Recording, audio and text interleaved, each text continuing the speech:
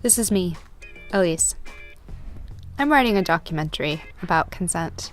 And much like my friend's ass-casting art project, I have to follow a process.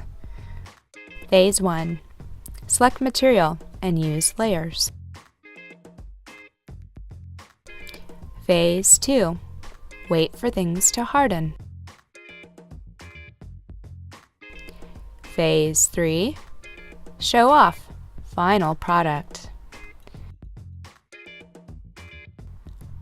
I'm pleased to present Asking for Sex, a project where I'm asking men about consent, where they have had fails, and where they see themselves growing in the years to come. How would you define consent? That's a great question.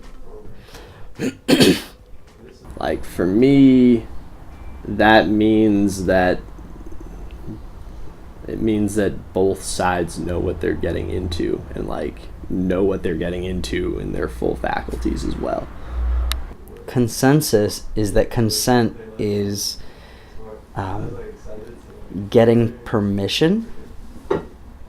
You can create a model of what someone else might be thinking about you or what someone else might be thinking of your actions.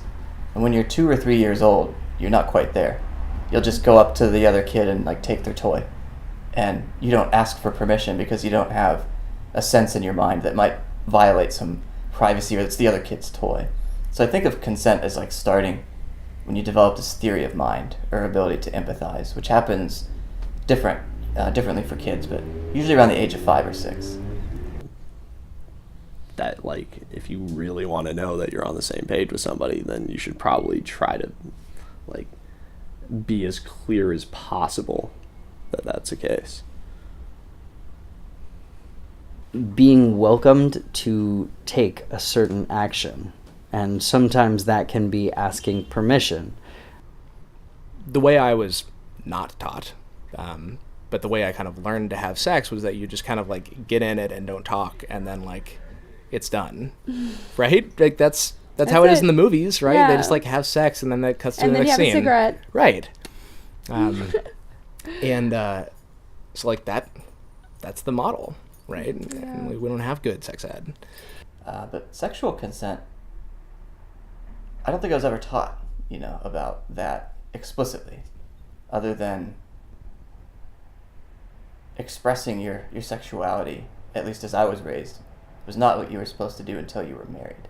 I wish I could say my parents sat me down and said, this is how you should approach human beings. Being a human yourself, this is good to know. They never did that at all. In fact, they were very hands-off parents. But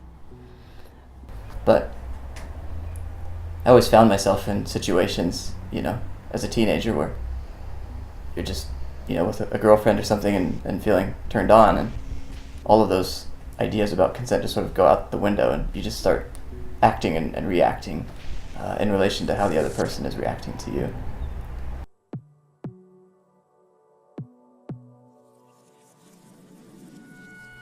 Consent. Some people get more practice than others. And some people are really good at it. But what happens when things don't go right? Tell me about a consent fail that you've had before. Okay. I had a friend. I got the impression that this friend was very interested in me in a romantic way, potentially a sexual way, where we were at parties together and they would be slightly inebriated, trying to make a move on me, either kissing my neck or, taking off their clothes in front of me or whatever. And I attributed it half to the party experience and half to them actually being into me. I had spent the night at their house. The next morning,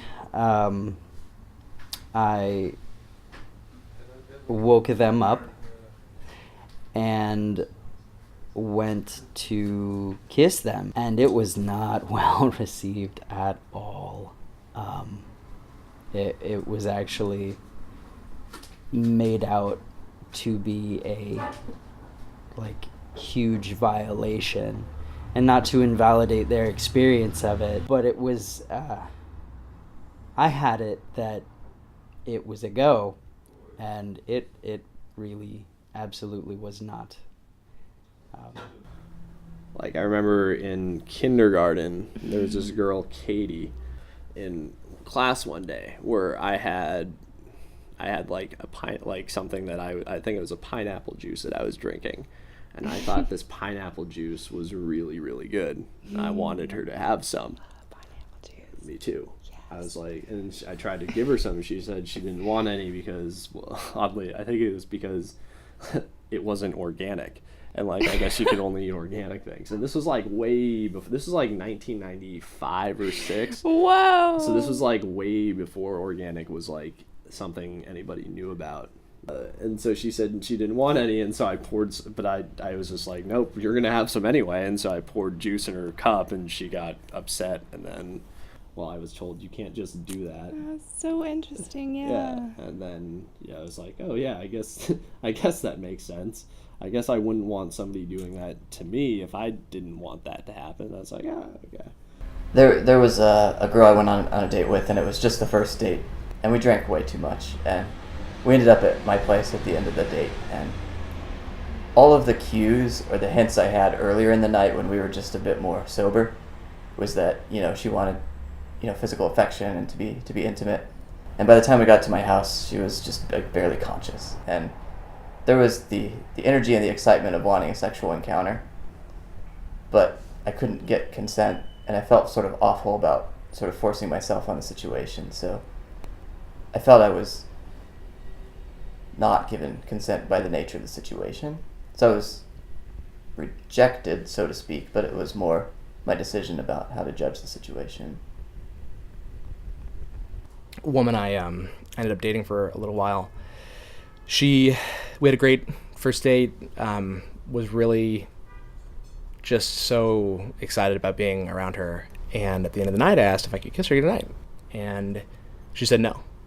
And we later ended up dating and so on. But we later talked about it. And it was, for her, she was just like, this was too intense, right? It was too much. She wanted to run away from it. And I get that.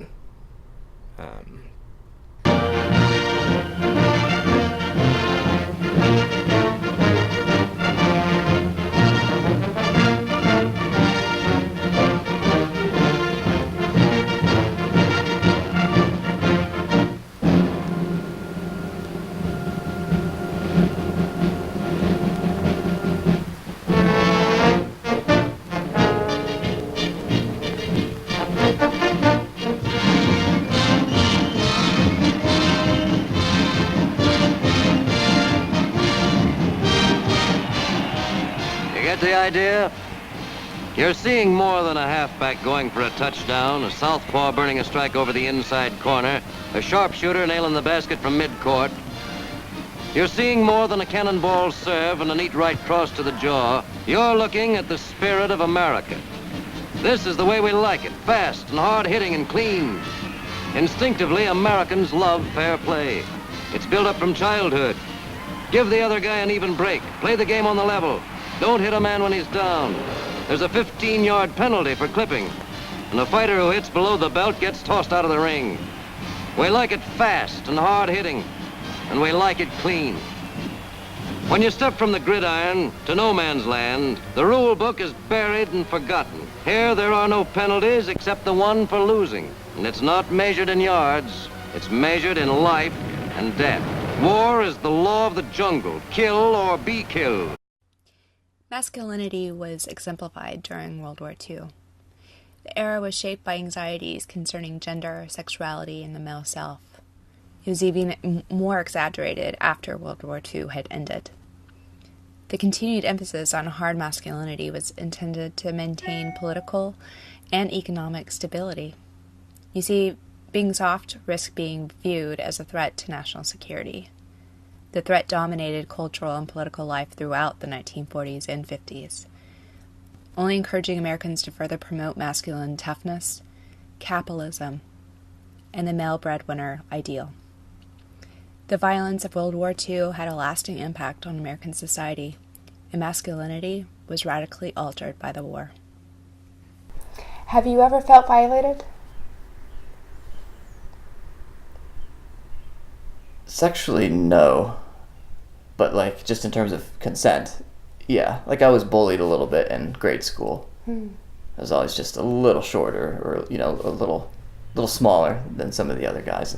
So, you know, they would want to just treat me like a younger brother or something, just sort of be physical.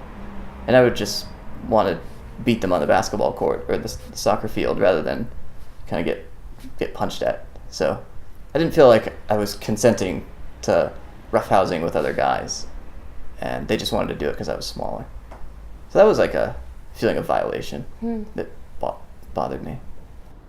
So some of my college friends, like, they give me shit, like, you know, like like very like rough physical horseplay, and like I know, like, I don't really want to engage in that like all the time, but like it's one of those things. Sometimes I'm just like, all right, like, that's fine, I'll just engage back a little bit too. Because, like, I also read into that, like, okay, there's, like, some, like, obviously there's, like, in this kind of, like, male-to-male interaction, like, you have, like, various subtextual, like, dominance, hierarchy sorts of, like, interactions at play, probably. When I was very young, I had a friend whose older brother a few times convinced me to experiment with giving and receiving blowjobs. In exchange for candies or playing their video games or whatever. At the time, didn't occur to me as a traumatic experience, per se. But looking back, it's obviously not an optimal growth setting for a child.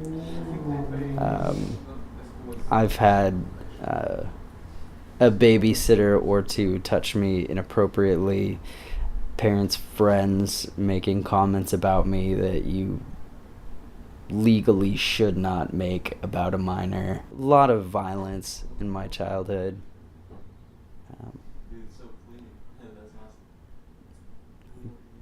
What would you like to know about it? Have you ever felt violated? Yeah. I have. There have been times in which I've felt pressured to have sex. You know, I was with a friend, and she crossed many lines. Each of those lines was places where I said no.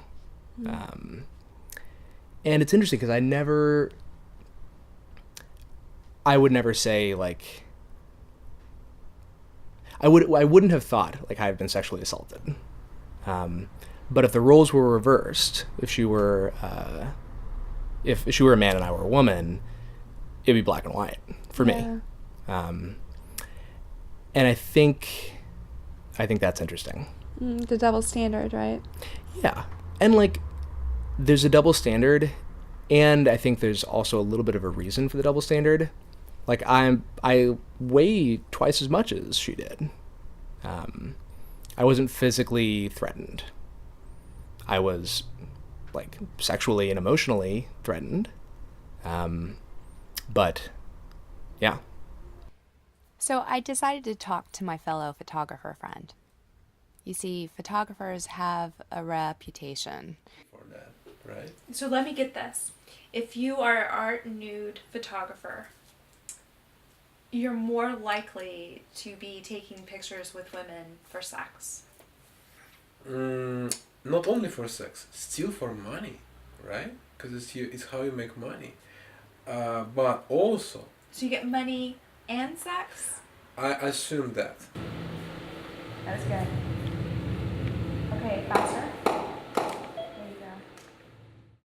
As a woman photographer, I take pictures of male nudes, which I don't get paid for, and there is no sex. Again, like my friend Weston said, there is a double standard. Honestly, until I have worked on this project, I don't think I have ever asked for sex. And I think that is the case for most women across the world. God, please give me sex. Behind the scene, there was a scene. I strongly feel that this may be the reason for today's modern day issues, and that's why I'm working on this project. What if more women asked for sex? What if both men and women were taught how to ask for sex properly? Could this enable more equality? I want to continue this research beyond just men. I want to explore women, couples, lesbians, asexuals, pansexuals, bisexuals, gays. The list goes on and on across the world. All to uncover the stories that we don't share today. You see, it's not just about asking for sex. It's not even really about sex. It's about having a voice.